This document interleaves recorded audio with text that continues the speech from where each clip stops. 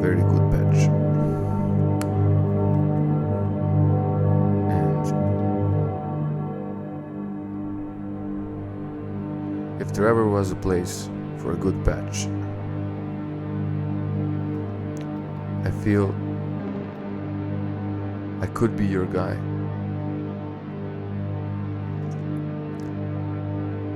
And if it ever was a time to just start a new good patch, again, I'm your guy. So here I have something very, very simple and pretty stupid. So I started this thing out as I should probably turn this off because it's a bit distracting.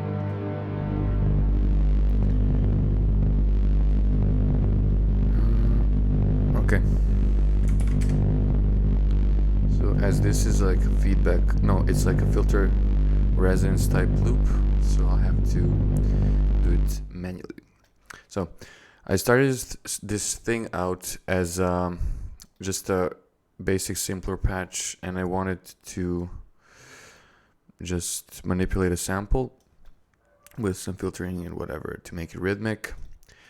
And I put an echo, which is like a delay with its matrix signal flow kind of thing.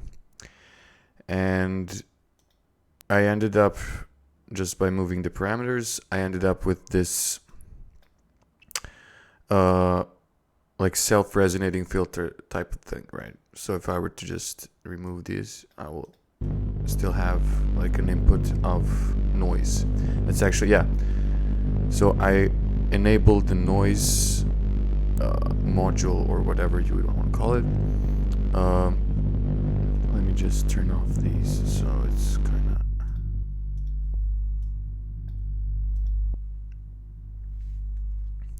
Right, so you have the echo, or you have echo, and you have it have noise. So without it, I think it should self-resonate. Yeah, okay, I should. So here you just have this wall of noise, right? That's just, it's meant to give the, if you're like, because it's generally meant for you to like affect or pull things through the echo, and just add in the noise layer to just give it analog, or whatever you want to call it, feel. And so here you could just imagine like a static wall of noise that's getting pushed up by the filter, right? So if I were to do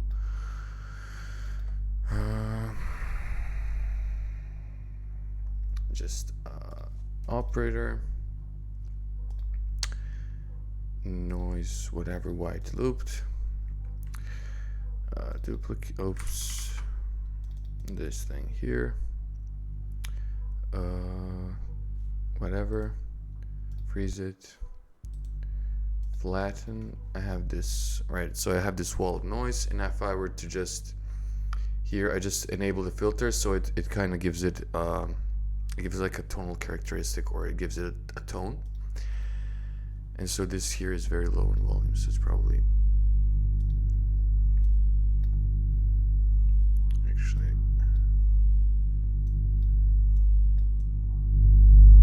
right. So it's very low, very boomy, but it has movement, and you kind of have to put it to taste. For what I was listening to, it's just, yeah, you can hear the movement. It's kind of, I think it's probably this, right, this morph part, where it's probably offsetting. Okay, so this morphs between different types of noise. All right, so probably this module has, yeah, probably sample based. It's probably sample based. I mean, it is sample based, so it's like probably going in between them, and they're probably offsetting and phasing each other. Okay, so nothing too complicated. And so here on, just enable a bit of amp.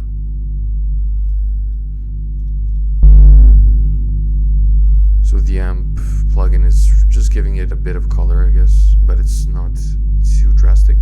What's cool here is the tube. Right, so the tube is, again, fairly straightforward. The bias like parameter is probably the thing that's going to affect it the most. And so you kind of go in between bias and drive. As with drive, you're inputting signal into this, so it has like this threshold here, and you can actually visually see it here. And so right, it gives it just this broken quality, like that's over the top, and you can go in between those, just change the tone of it, whatever, right? Afterwards, as I have kind of saved, so you can in Ableton 11 you have this option to just like save snapshots, and so you have an option here where yeah, show hide macro variations. And so whenever you just, so let me just put this, so I can click on a new snapshot, or no, I could just like change parameters.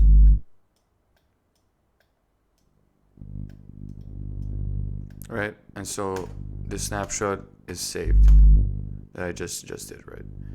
But I'll just leave it this one because it was fine-tuned to the reverb. Afterwards, I think I just needed some gain, to be honest. So, as I don't think this is clipping or affecting it in any other way, but what is clipping it is the pedal part. And yeah, so it's again giving it a bit more of a broken quality. And so when you combine those and feed it through the reverb, the hybrid reverb, which is cool, which is again like a convolution thing, and what's giving the entire deal and what's making this really cool is the I'm recording. What's giving it this just tonal quality, and that it's making it, I guess, listenable and ethereal and whatever, is just, it really depends on what your like what kind of noise. I mean, it's hard to explain, but it's kind of like inputting very like defined and controlled noise gives for like better results. I mean, it's kind of hard for me to explain what controlled noise means, but with this part, I mean, I can hear it like you can hear it like it's a little offset. It kind of has like also almost like a pattern that's repeating itself, and that pattern is like, you can probably like hear the filter hitting the different parts of like, because there's just this noise of like wall of noise, and so you can hear the filter just like going in and out with it, and especially like what's giving it is like the earlier mentioned morph quality right to it. So, and then you just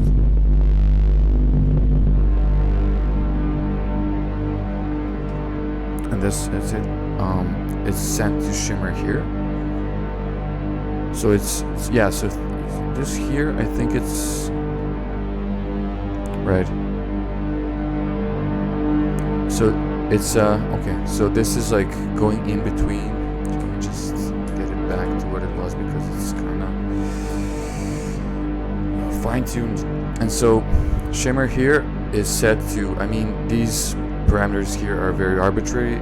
They were done to taste, but here it's like set to a fifth, like, and so what's set to the fifth is like, right, it's the original sample that's not really in key or kind of like with the texture part, but it's it kind of makes it melodic when you do a perfect fifth here for some reason. It sounded cool, and when you shift in between these, okay, so it doesn't work. So it's the textures part that's giving it like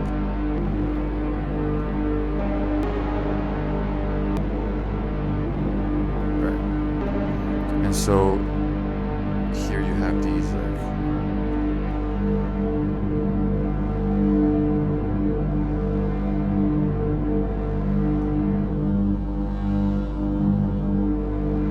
you can just go in between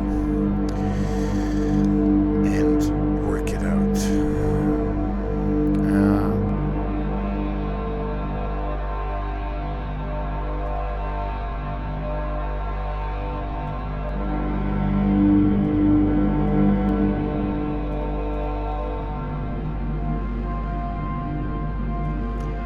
And that's it. You're fully equipped to do whatever, right? That's it for today. Thanks.